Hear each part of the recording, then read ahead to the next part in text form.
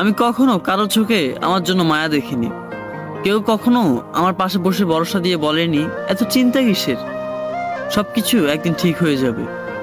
আমি তো আছি বোকা। কেউ ভাবেনি কখনো আমার বিষয়ে।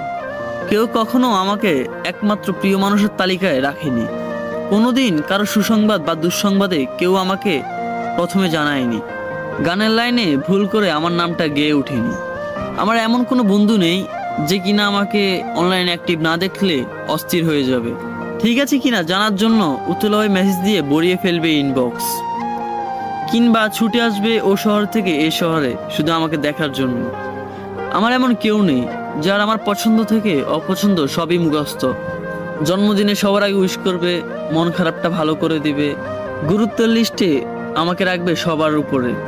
আমি কাঁদতে তার কাঁধটা বাড়িয়ে দিবে যাতে আমি তার কাঁধে মাথা রেখে কাঁদতে পারি, কিংবা আমি কাঁদলে সে বলবে কি রে তুই কাঁদস কেন, তুই কি এখনো ছোট।